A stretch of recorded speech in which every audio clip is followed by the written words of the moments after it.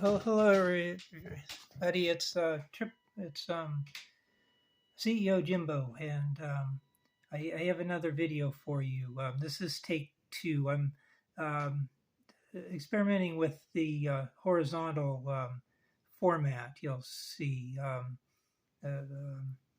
and I'm kind of learning my way around. I just turned the camera off by mistake by bumping, I think, the on/off button. I didn't know that that would stop the video. Um, by just bumping that button. Anyway, this video is on uh, World War II up to and including Pearl Harbor Day, with a focus on radar, which was really primarily aviation radar. Um, anyway, I've been working all week on this, and this is where I'm at. This is sort of my half page, which I was really adhering to until earlier today, and then I decided to kind of roll over onto the second page.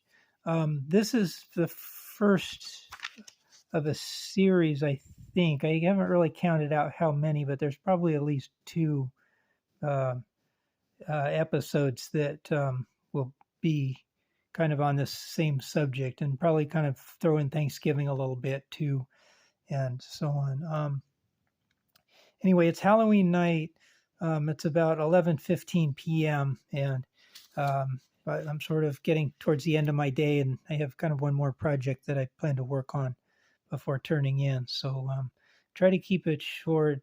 Um, in a nutshell, I started off just trying to kind of figure out, sort of like uh, refresh myself as to what even happened leading up to Pearl Harbor Day. And so I kind of turned to Wikipedia and sort of approached it in sort of a mindset like, okay, if I didn't know anything about this from school or anything like that, what are you telling me about it?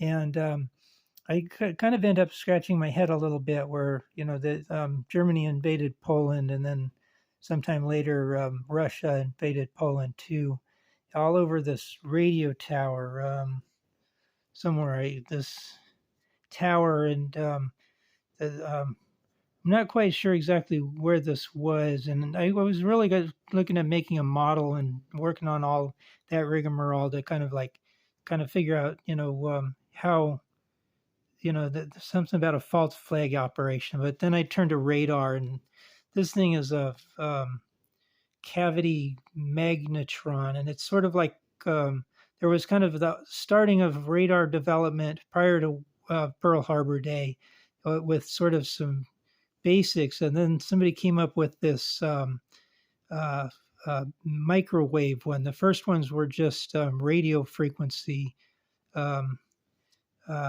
VHF, UHF. I think it's very high or high.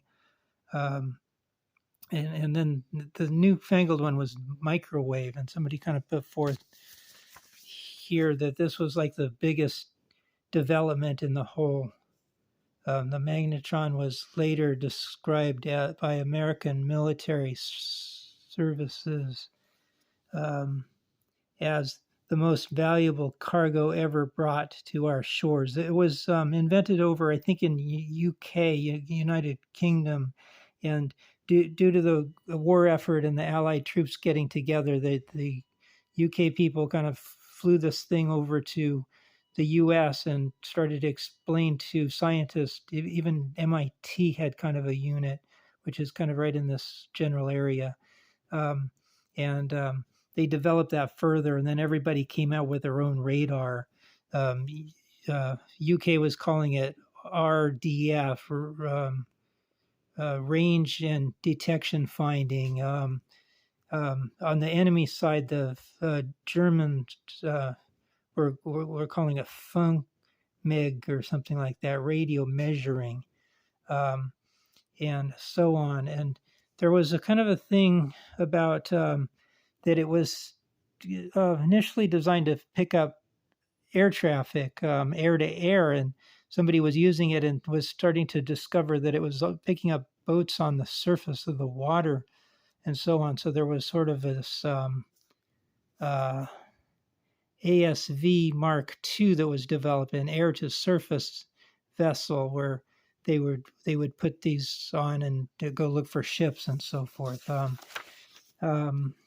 I've been interested in these antennas too. They're called moose or antler antennas, stag antler antenna, and this is the nose of a plane that's a twin engine plane. You can almost see the propeller on the left side of the plane here. I think this is actually propeller tip right there from the left side, and so on. And there's actually two different antennas in this system here. This is the nose, and there's sort of like there's like an upper left, a lower left. There's an upper right and a lower right that branch out. And then I'm not quite sure what the second antenna was. Was it just the one sticking out of the nose, or if it's these things that are on those four that stick out? There's another drawing of it I have somewhere.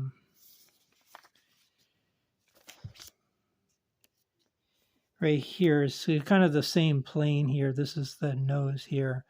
This is kind of more your four basic branches here. You got one left upper, left lower, right lower, right upper, and then you have all these kind of tree branches off of it. And then I think there was kind of one sticking straight out of the point of the nose too, and so on. So with full, I'm not sure what Matt Tratse's aerial setup was. I think that, and there was these night fighters that was using these. They were picking up enemy traffic at night with using radar. I think the Germans were kind of better at this at first, and then sort of the Allied forces kind of came up with better version in the end, and so on, and kind of clean it up. This was like a TV. The Germans came up with a TV about this time also, 1932. The war was like 1942.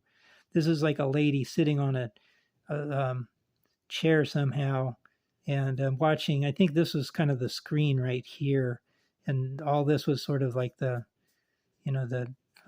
electronic units to make this little teeny screen thing work, and so on. This was a tube for the radar unit. Actually, one of the early radar units was a tube. It looks almost like a light bulb, but it's actually a vacuum tube. So on, these are like prongs that kind of plug into somewhere.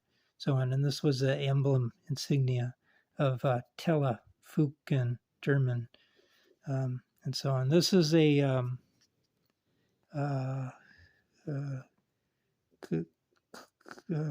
scope that the radar units were kind of based off of it. It basically, is sort of like the predecessor to the radar scope, actually, and they're used in electronics. Even today, I think is just the oscillatory scope or something like that. This was another tube, and this was kind of like a 1970s version, but I think that's kind of how it developed way back in 1939 or whatever. I think they had these oscilloscopes and started to put on traffic on it with radar returns, so on. This was Swiss cheese. This was that story about the radio tower that I was telling you about how did the Germans justify attacking Poland, and I'm not quite sure about that false flag story that people it's not that important. I'm more interested in the radar, so you can play with that. This was a plane that was destroyed in Ewell Field in the Pearl Harbor attack, and they say it was destroyed, but it was sitting on its wheels, and just the fabric is gone, and this and that, and so on.